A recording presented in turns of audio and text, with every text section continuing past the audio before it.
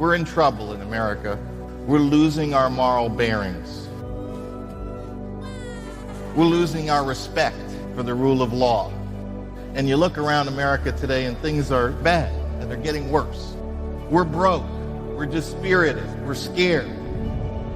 We've been moving closer and closer to socialism, further away from God, the Constitution, doing what's right in our own eyes, and all the while not noticing that it's killing us. It's killing our nation. Just beginning. Americans tend to be too comfortable, slowly but surely turning their backs on the sacrifices their forefathers made for liberty. Why is that? As bad as it is, as horrible as it seems, as unlikely as it appears that we can escape, what we're going through can actually be a vitally necessary experience for us, and one that is ultimately very healthy and liberating for this country. The truth needs to be told in all the dark places, because it's the truth that sets us free.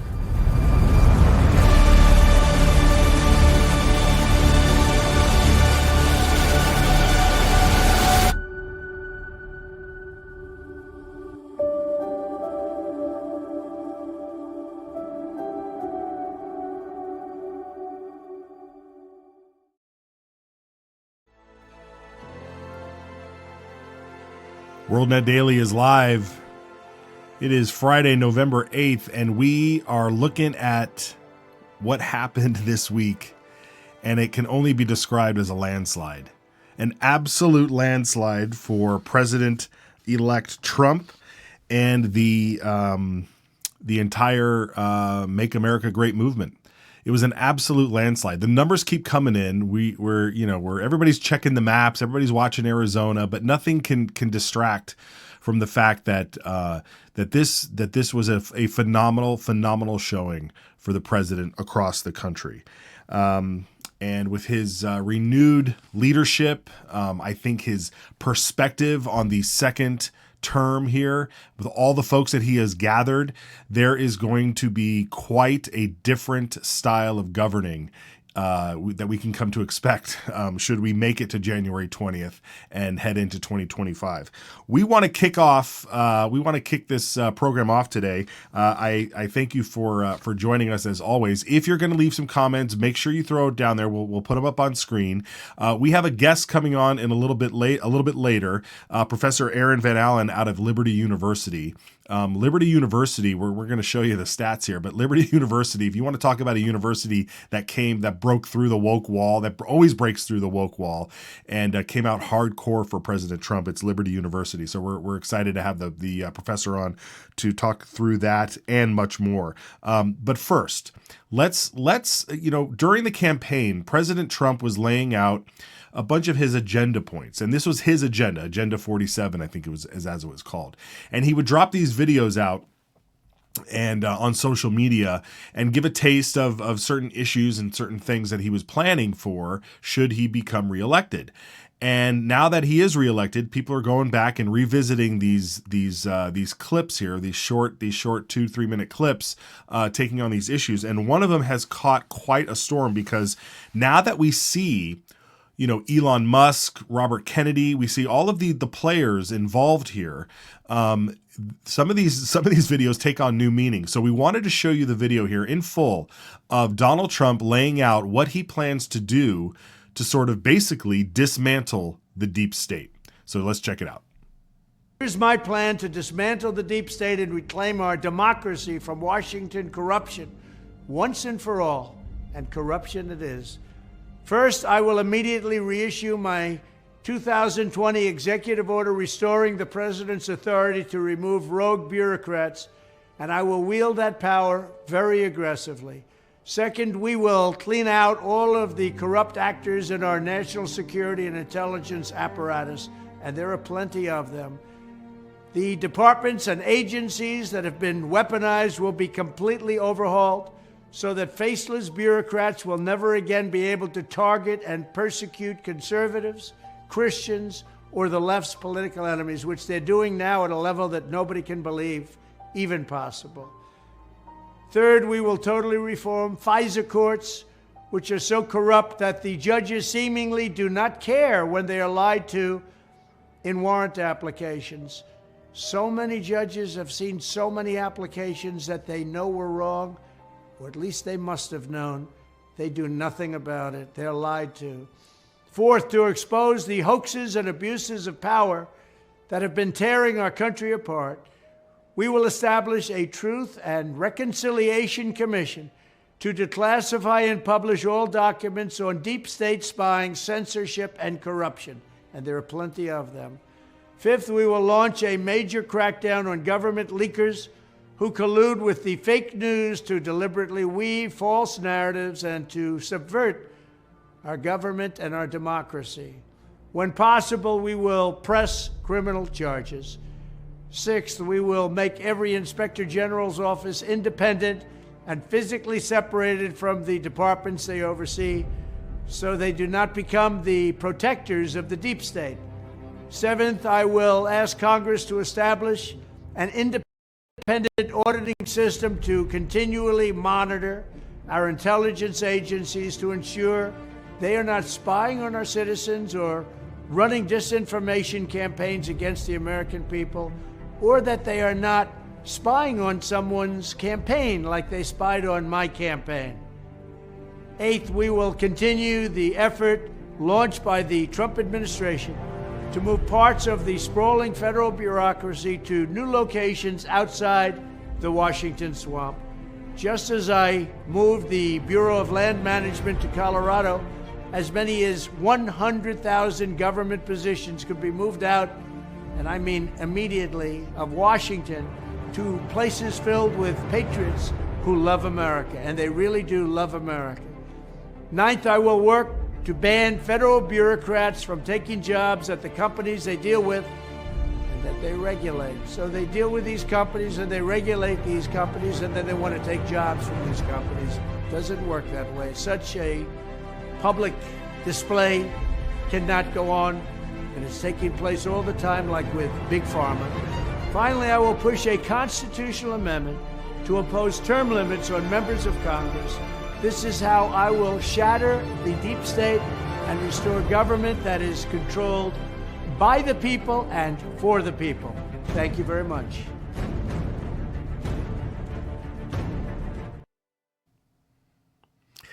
No, thank you very much, Mr. President. That sounds amazing. Folks, drop a comment in there, give us a like and a follow and all that jazz over there. I mean, that is amazing, right? One of the things that I think is so, I've heard this before. One of the things he dropped in there is not only about overhauling, the justice system and the way they go after Americans, the way they focus on everyday folks rather than going after real crime, but the fact of moving departments out of Washington.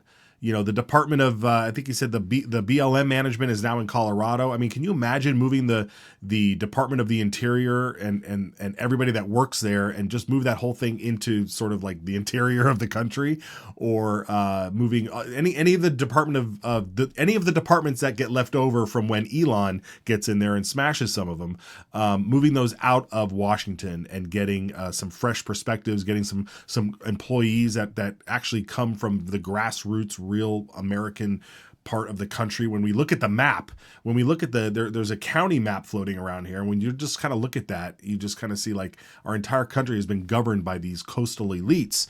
And to move some of this stuff around the country would be fantastic. So we're really excited about that. There is an article over at WND. Bob Unruh has popped it up there, and I believe we have a shot of that. So we're going to, of course, always head over to WND.com and make sure that you are following along with these stories.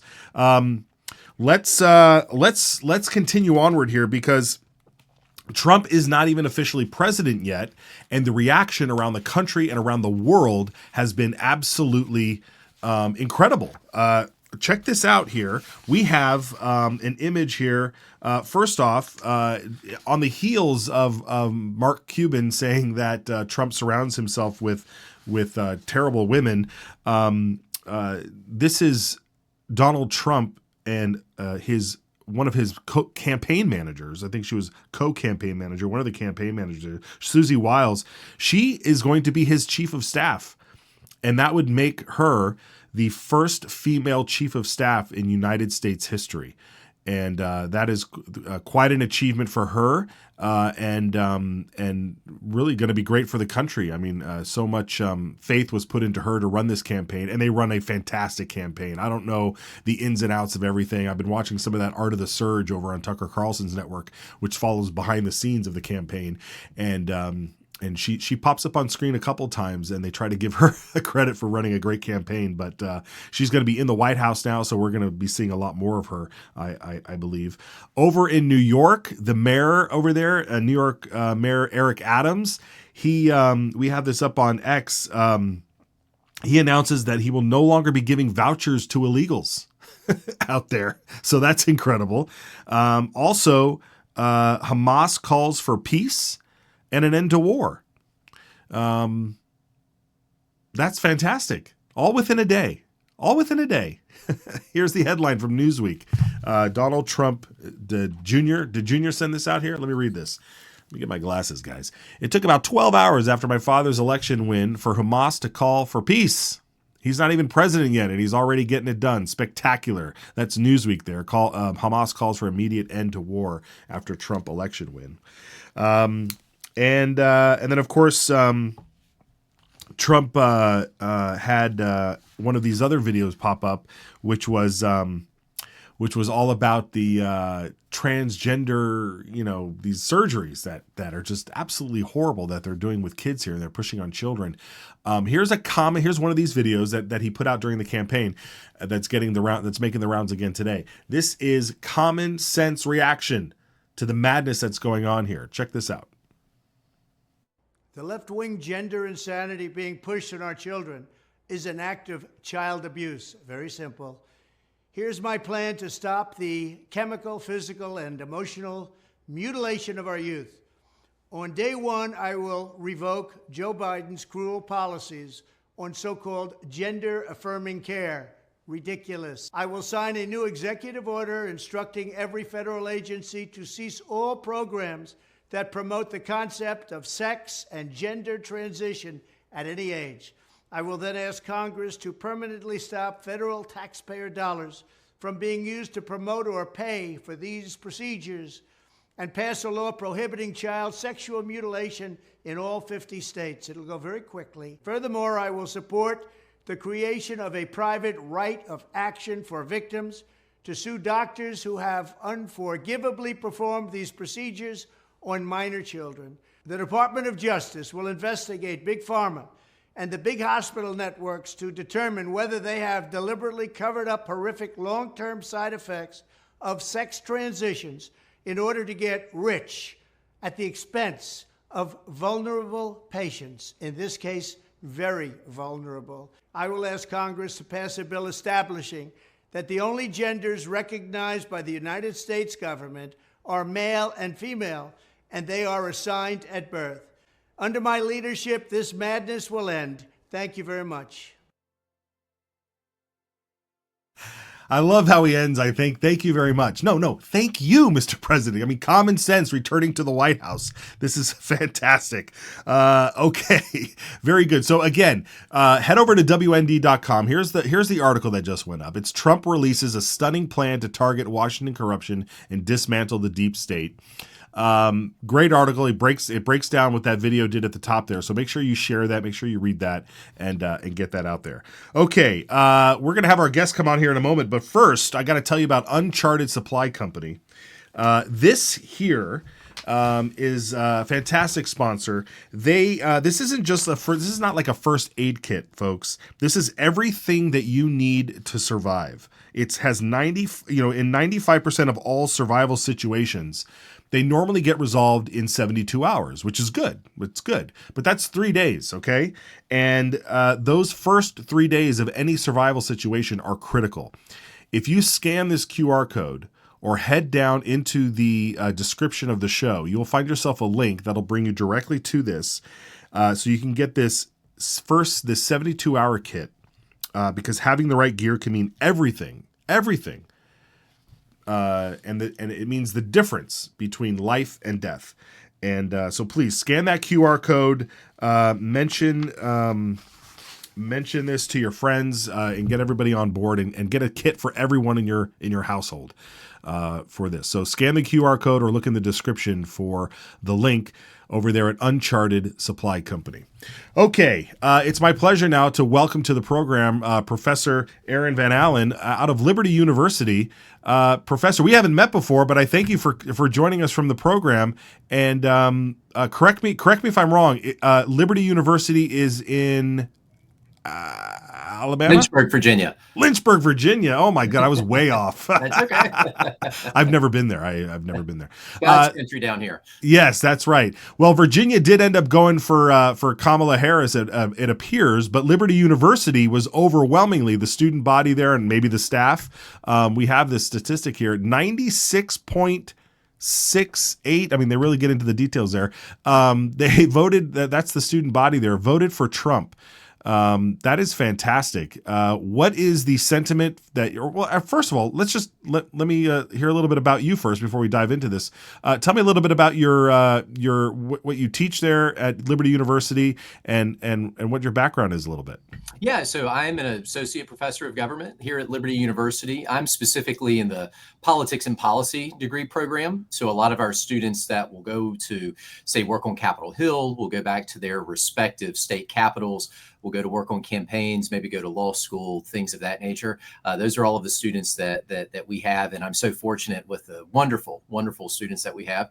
Before transitioning to Liberty University, I worked for two different members of Congress. I first started working for Congressman Bob Goodlatte, who served 13 terms in the House of Representatives and served as chair of the Agriculture Committee, but also of the House Judiciary Committee. And then also worked for Congressman Ben Cline, who currently represents the 6th Congressional District of Virginia. And he sits on the Judiciary Committee, but also on the Appropriations Committee as well. So I was officially stationed here in the Lynchburg area and was responsible for constituent services, outreach. I also handled all of the Service Academy nominations as well, and then dabbled in some policy areas as well, like economics and energy and education. So I had a very, very fruitful experience in politics for several years, but then felt like the Holy Spirit was really calling me to come into academia full time. And I'm glad that I followed that calling and that I'm here on campus. Yeah, that's great. And so a lot of work in Virginia. Are you a Virginiaite yourself? I am, yes. All right, very good. All right, so you get to stick around your home state there. That's great. Okay, so then let's get into this. So then, what is it about Liberty University? I mean, I know a lot of people already know the history of Liberty, but maybe they don't. But like, what is it about Liberty University that has that kind of turnout for President Trump? Yeah, I would say more generally, I think that it's just our students are civically engaged. I think that they understand the need to get out and vote, and the Get Out to Vote campaign that many of the leaders and our students that were involved in over the past several months. It was really impressive to see just how students understand that it's important for us to practice our right to vote. And you saw students that were registering weeks beforehand, but also you had several students, a large majority that registered to vote the same day. And so I think that initiative was a huge success on campus. I think it's great that our students understand that civic responsibility that they have, and really pleased to see the turnout that they had on campus as well. Yeah, absolutely. And one of the folks that's really engaged in getting colleges and college conservatives turning out the vote for conservatives across the board is Charlie Kirk and his Turning Point USA program. Here he is tweeting out. It's a long tweet here, but he kind of gets to the gist of it. That holy cack, I can't even. Can you guys zoom in on this? There's no way. This is really small. But basically, he's talking about how Trump won, and I can't read this. This is incredible. It's Miami-Dade is swung huge in the other direction for Trump. Thanks guys. Maybe I should have printed it out. That this year everything changed. Mitt Romney what he did before sort of bled out the suburban and urban areas, but Trump came back in 24 and changed everything. He made America redder than before. Miami-Dade County is 22 points more Republican than it was 8 years ago. Cook County is 11 points more Republican. Trump made Boston, Detroit, New York City, Fairfax County, Memphis, Philadelphia, all more, at least 5 points more Republican. Look at this. Starr County in Texas is 98% Hispanic, and it never voted for Republican in its entire history until Tuesday. So we're just seeing this across the board. And I think, is there a map at the bottom of this tweet here? Yeah. Now, and Professor, I don't know if you've seen this map here, but it has arrows on it. And the longer the arrow, the more the bigger the impact that Trump had on that particular area. And there's a lot of red arrows trending Republican, meaning that particular county went more Republican than it did last time. And if there's a blue one, it meant it went more Democratic than it did last time. There's a lot of red on there. What does this tell you? I think what it means is that Democrats are really going to have to take an assessment of what not only happened in this election cycle, but also is what they're espounding, their ideology. Is it still relevant within the United States today? If you go and look at some of the shifts that occurred, and I've been combing through these for the past 2 or 3 days, if you look at some of the shifts which inevitably occurred, I think it's one that a lot of, at least some of the polls that I look at, that I really rely upon, it was on everyone's radar that Trump was playing very well with specific groups. We just didn't know that it was going to be this big of a jump that was there. So, for example, most 18 to 26-year-olds tend to vote a little bit more to the left, and that's what we've seen in the past 10 to 20 years. That really shifted, particularly amongst 18 to 24-year-old males. We also saw that there were some shifts amongst not only those that live in the suburbs, where Vice President Harris really had to run up the numbers there, and she just didn't do that. More specifically, with suburban females as well. And about 6 months ago, there was some concerning numbers for the Trump campaign as to how suburban females were going to vote for him. That was completely eviscerated. You look at, say, for example, the Latino vote. Historically, your Venezuelans and your Cubans, they are going to overwhelmingly vote red, but Puerto Ricans, they have historically voted blue. And even though Trump lost the Puerto Rican vote overall, you see the drastic increase that he had and the headway that he made in that regard is nothing short of extraordinary. And I think ultimately what Democrats are going to be asking themselves is what we're expounding upon, is it still relevant? And what we see with the message from the Trump campaign and his overwhelming and resounding victory is that it's not a temporary fad or a fashion. This ideology is something that's here to stay. Democrats are going to have to come up with a new strategy in order to combat against it, because every demographic shifted to the right. Again, suburban females, 18 to 24-year-old voters, the Latino community, African-American males. Everybody shifted that way. And so it's going to be really interesting to see how Democrats adjust to that, because this was a resounding victory for Trump and for his movement. Yeah, that is so true. When we look at the numbers, of demographics, now while Harris may still have an advantage in terms of the African Americans or the Latinos, the increase that this messaging took, that Trump and his campaign brought, is only going to increase more, because like you just said, it's resonating with these folks. When you think of, back to these college students and even younger, I mean, we have let's show this video. In Beverly Hills, Beverly Hills high school students are celebrating the Trump victory. Do we have that? I hate the grind. We're winning. 4 more years.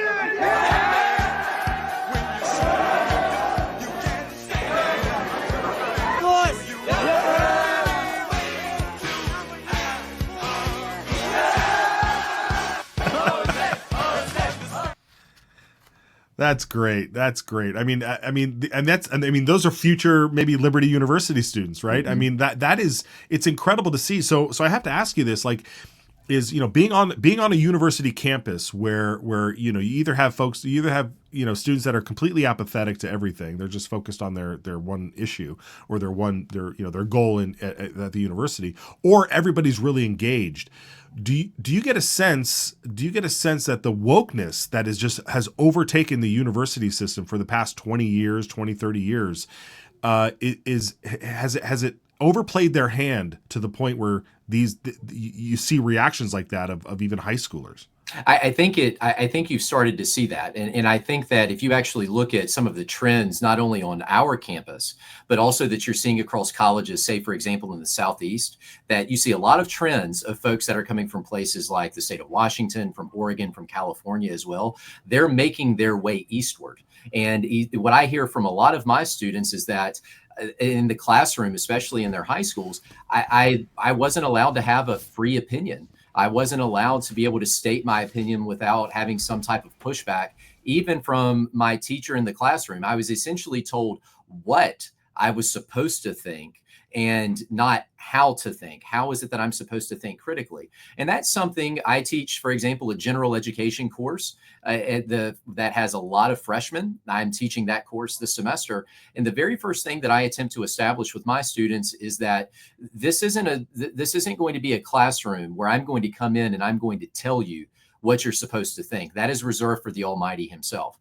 That this is something where we're going to look at every single piece of data. We're going to look at every single piece of information that is out there, whether you interpret it to be more right-leaning or left-leaning. And the reason being is because just because you don't agree with something doesn't mean it doesn't exist. And we are going to develop those critical thinking skills. We are going to develop those sound qualitative and quantitative reasoning skills. We're going to develop those writing skills as well, so that when you go out into the real world, you're not only able to carry the light of Christ, but also that you have those critical thinking skills necessary to be successful in the real world in carrying out our mission and training champions for Christ when you go into the workplace, as you enter into the governmental arena.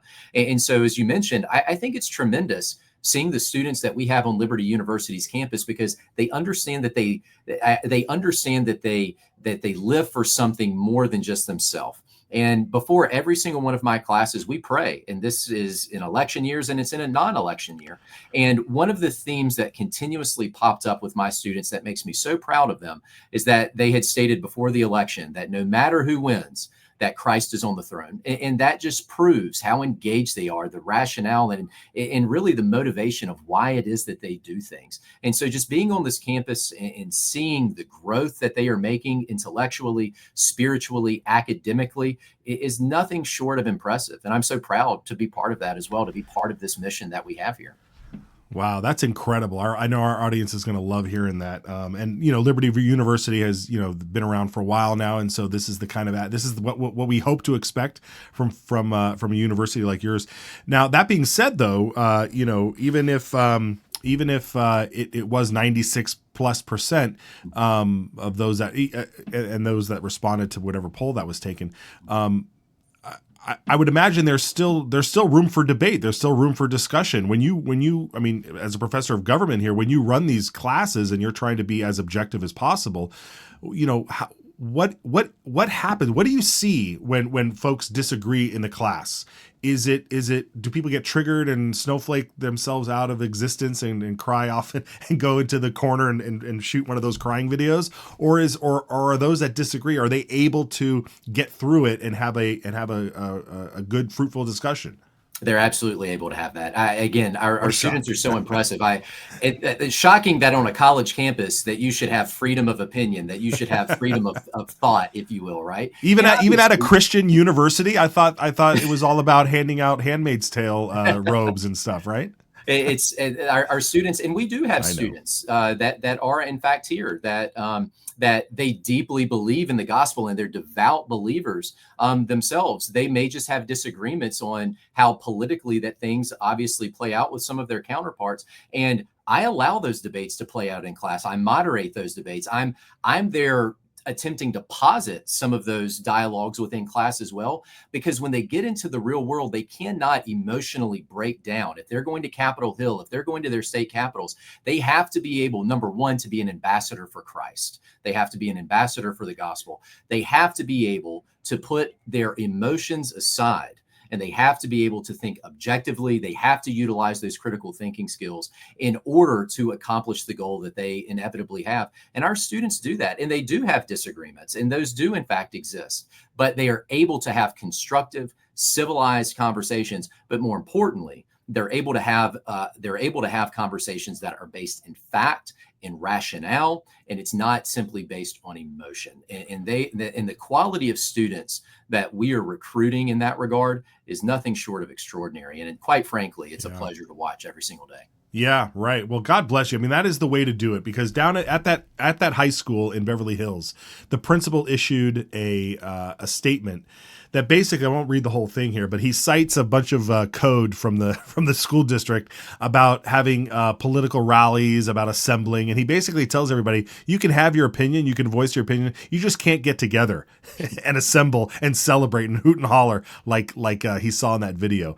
And so that's not the message we want to send to kids who are growing up in America and celebrating something that is important to them. I mean, that's Beverly Hills. The Los Angeles Dodgers just won the World Series a week or two ago, and I'm sure there were kids celebrating there, and we didn't get that message from the principal. So I applaud you for voicing what you just said and having a university on the front lines that really encourages that kind of thing. I want to show you another image here about what's happening in California. Speaking of California, these are the results from 2020 compared to 2024, and Professor, you're a man of faith, so am I. I mean, if we're praying for change here, for God to do his thing, you don't have to look too far right now to see that map and see what's happening when people are getting engaged and believing that change can happen for the better. This is the 2020 map, is where all the counties that went for Trump in 2020 versus what happened in 24. I mean, is it, as someone who, again, who's a professor of government, what does this tell you as well? Well, I think the fact that it's California, I'd love to see I'd love to be able to go in and research a little bit more data with some of those areas, but just generally looking at this, one of the things that it tells me is that there is the potentiality that one of the items that continuously popped up within the exit polls was that most Americans voted with their wallet. And that is the traditional perspective, that Americans are in fact going to do so, that this narrative that the Biden administration was inevitably putting out, talking about how the economy is getting better, the economy is okay, we have a very strong economy, there's nothing to worry about, that inherently the American people were not buying it. And the polls suggested that 6 months ago, that Americans felt as if Donald Trump was the best to handle the economy. He was the best to get inflation under control. And it mirrored that. And you saw, again, those demographic shifts.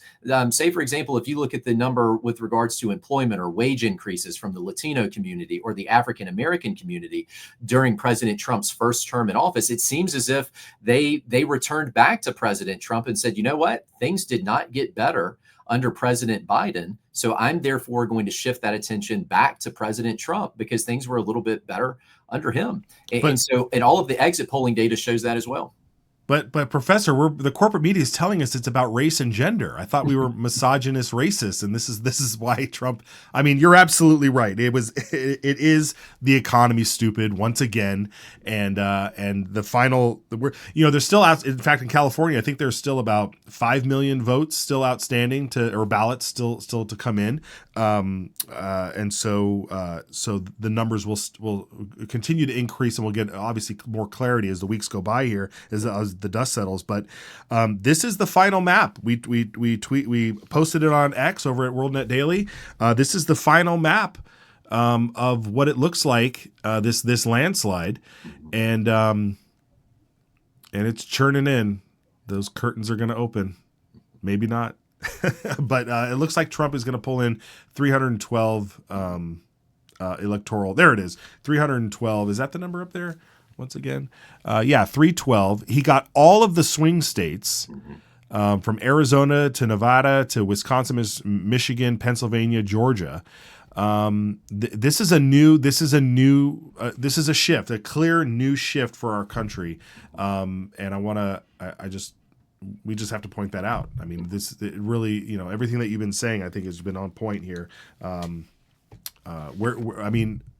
But let me talk about Virginia, because I thought Virginia was on the table. What's your take in your home state there?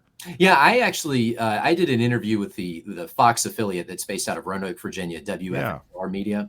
I did an interview with them over the summer where there was some new polling data that had come out, and this was prior to President Biden dropping out of the race, and it really showed Virginia being in play.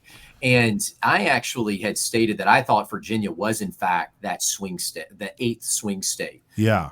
And inevitably, when Biden dropped out, I said, well, I don't necessarily know that that's the case anymore because now everything has shifted. And I know that there were a lot of folks that thought Virginia was going to be more so in play, or excuse me, that Virginia was going to flip. I was never really sold on that personally based on some of the data that I was seeing. But you did see, and I was convinced of this as well, I thought that Virginia would shift to the right, which it inevitably did. Sure. See is that Harris did not outpace Biden in the Commonwealth of Virginia in comparison to 2020. That lead went from +7, I believe it was, down to +4 or 5. And Trump really made inroads, particularly like what we mentioned a moment ago. If you look in those suburban areas where Harris really needed to run up the score, and she just didn't do that, President Trump really ran up the numbers in those localities that are bright ruby red districts. But even in those areas like in Northern Virginia or even in the Tidewater area, many of those areas shifted to the right. So this is room for, this is something that I think the Trump administration, but Republicans writ large, that they can take and use it as motivation to build upon this well into the future. Yeah, and make no mistake about it. I mean, a lot of the DC folks, a lot of the DC class, their jobs are on the line, right? And they live in Virginia. And if you look at that map right there, Loudoun County, for example, Loudoun County, it moved to the right, and that is our Fairfax County moved to the Fairfax, right. Yeah, Fairfax. Fairfax County. Fairfax specifically moved to the right, and that is a huge shift for the Trump administration. Yeah, very good. Well, it sets up for the future. Whatever Republican comes in and runs in 2028, I think it's going to be theirs to lose, based on this trend if this continues. All right, I'm gonna do a quick sponsor hit right here, Professor, and then I want to get your reaction on some of this other stuff. Are you good with that? Absolutely. Okay, awesome. What do we got, guys? Are we doing? What is this? Why don't you throw it up on the screen and I'll just read whatever pops up. Oh, yes, the Zelenko protocol. Folks, you got to scan this. You got to scan that QR code and get 5% off using the code WND for the Zelenko protocol. This is a medicine kit that has everything that you need. I mean, if you're coming down with a cold or flu season and that sort of thing, what we've learned through COVID, and again, I'm not a doctor, but what we've learned through COVID is that you want to treat what's actually causing your illness, which is the inflammation that's going on.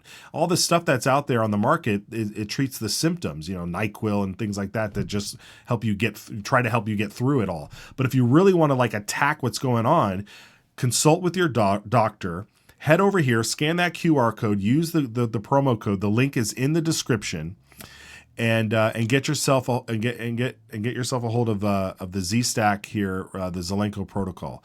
So please do that. And again, I'm not a doctor, but this stuff works for me. So, all right. I wanted to get your reaction. We had some fun stuff that's happening around the internet, and you're at Liberty University, so you may not see as much of this stuff as is happening on other campuses. But where am I? Actually, do you watch much network news? Much of this corporate media? Have you seen what Rachel Maddow has been doing? I have not. I tend to gravitate more towards books than TV these days. Very good, very good. Well, here's what you've heard of Rachel Maddow. Here is she doubling down on all the garbage and nonsense that she's been going on about fear-mongering forever. So let's watch this. Benefit of knowing, how this has gone in every other country that has been through a democracy to authoritarian transition. And sadly, there are a lot of them. We have the benefit of seeing what's happened in those other countries, though. And what we know is that the more ground the authoritarian takes, the harder it is to ever get that ground back. I mean, authoritarian. Someone could be an authoritarian and still operate in a republic. I would imagine, if you have an authoritarian mentality. I don't know what she's trying to get at. If she actually thinks we're headed down like the Zimbabwe route here. Professor. How do you respond to somebody who says that we're going to be living under a dictatorship, authoritarian dictatorship? Well, the first thing that I would tell you is that the American framers were very astute to the potential of human nature.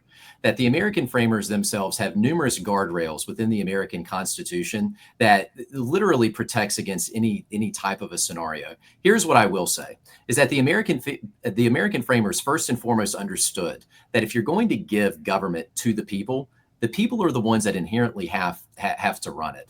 And I think that part of the unfortunate aspect of society today is that we focus so much on fear mongering as far as who is in fact in power, and they're going to be the ones to take all of our rights, or they're going to abuse this, or we're going to abuse that. What would actually happen if we did what the gospel told us to do? What if we actually cared for our neighbor? What if we actually looked to those beside of us and we were actually doing what the gospel tells us to do, to give water to the thirsty, to give clothes to the naked, to give food to the hungry? What if that was inherently where our focus was, that we took the responsibility to that? But also the fact that all of this attention is going to the national government, but yet the national government is the level of government that has by far the least amount of intrusion in our life.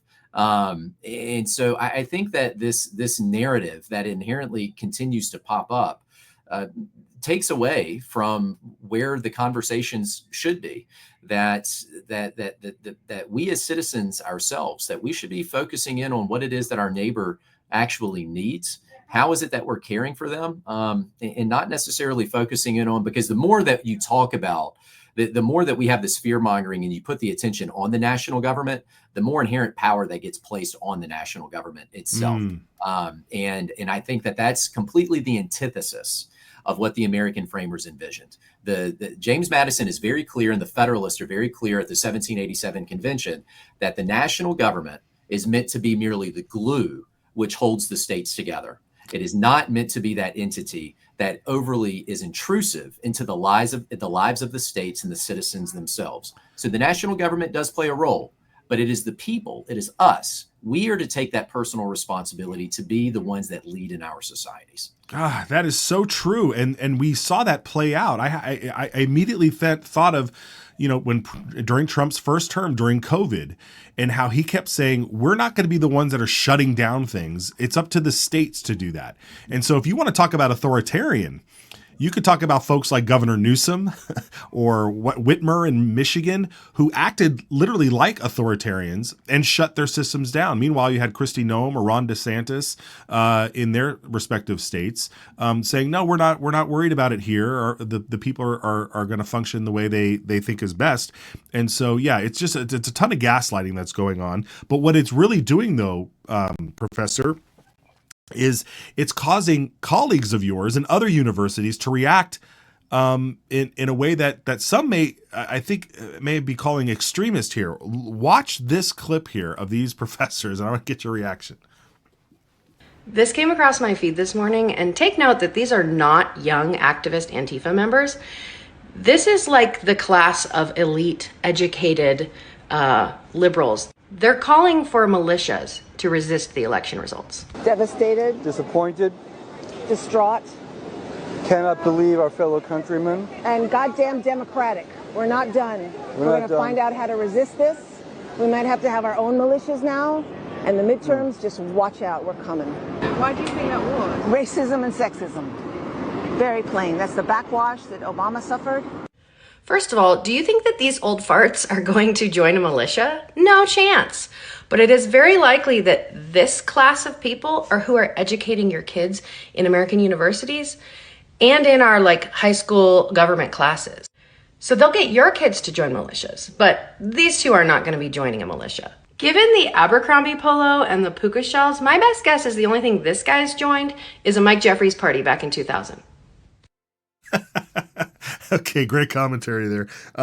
Now, to be fair, they may or may not be professors. We don't know exactly, but they certainly do look like professors that I came across when I was over on college campuses. But what do you think about this reaction that they think they need to join a militia now? Because I think of the rhetoric that comes out of Rachel Maddow and the folks like the corporate media.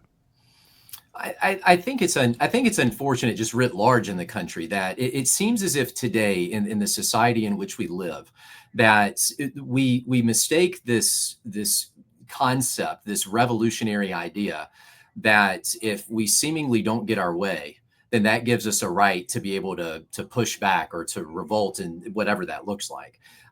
You have a say, you have a voice, you have that. And that's your vote. And you had that opportunity in order to do that. We talked about this in one of my courses the other day.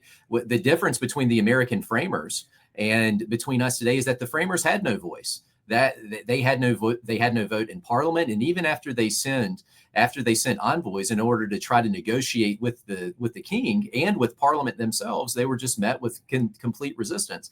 We have that opportunity to vote, and you can't merely support the country or support the initiatives that are inevitably occurring. You can't do that solely when you get your way. That there was an election, it occurred. If your candidate did not win, then that means that you'll have another shot at it in 4 years, that you'll have another opportunity in the midterm elections. But this idea that we're just going to resist absolutely everything is inherently saying that you're going to resist the will of your fellow neighbor themselves. And I think that's part of the issue, that if we don't get our way, it's almost as if we're saying we're going to throw a temper tantrum because things didn't go our way. Yeah, and that's we're trying to raise, have a civil society, raise up our next generation to be civil, to operate in this discourse. And some of these boomer folks, they're not used to that. Thomas Jefferson says the following. Jefferson says that a difference of opinion should never be a difference of principle. That we are all Americans, that we are all united in this American experiment. And merely because you have a difference of opinion it shouldn't take away, and it should not distract from the main goal that the framers established. Yeah, well said. We'll leave it there, Professor Aaron. I want to thank you so much for joining us. Where can people, if they can, follow you on social media or follow your work or get in touch with more of the stuff that you're involved in? Yeah, so I'm actually I'm not on any social media platform. That is something that's very personal for me for many different reasons. Fair enough. But I tend to, as I tell my students, we need to turn off social media brain and turn on open a book brain. So I tend to operate that way. Not that I'm saying that folks shouldn't follow you on social media by any means, but so I'm not on social media. But if you go check out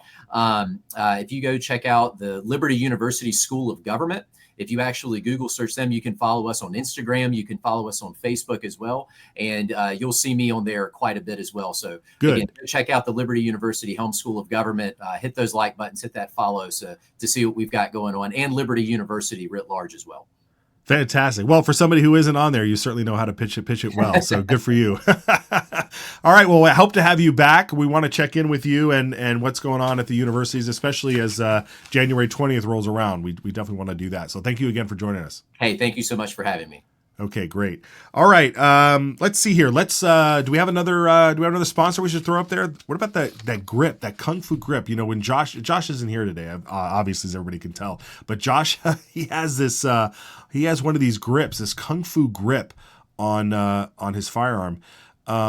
You got to scan this code. This grip here is for all your AR-10 or AR-15 platforms. It has a reduced angle that provides a natural fighting posture when firing from a modern standing or prone position. It's a 12-degree angle on this thing, and it brings the average person's hand up in line with one another, alleviating the tension and increasing the freedom of movement.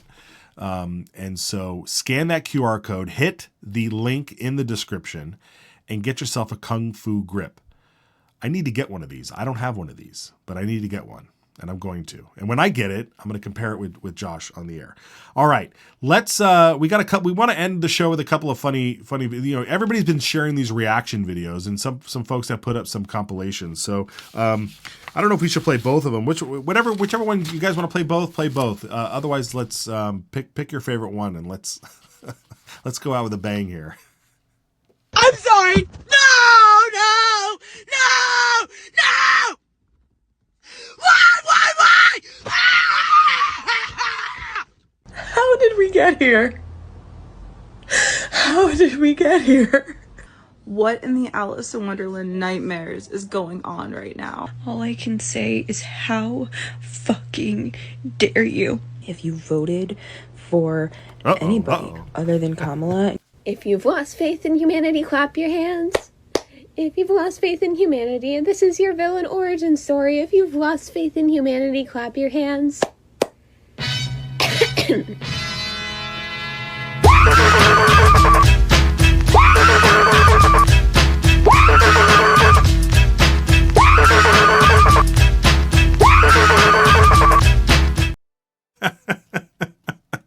I'm sorry. Look, if you're gonna film those videos and put them on the internet, we're gonna watch them, and if they make us laugh, we're gonna laugh.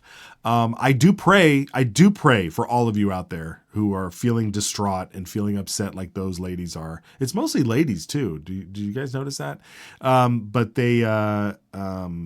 But yeah, I pray for you. I pray for you guys. Follow us on Instagram, guys. You got to follow us on Instagram because that's where you're going to find some more of those funny videos over on the Instagram. That is, again, scan the QR code, head over to Instagram, follow us there, WorldNetDaily. We got a bunch of subscribers. We're always checking in on the pop culture stuff on Instagram. It's a great account. And if you are watching on Facebook or YouTube and you're afraid that censorship might be coming, Rumble is a place you need to be.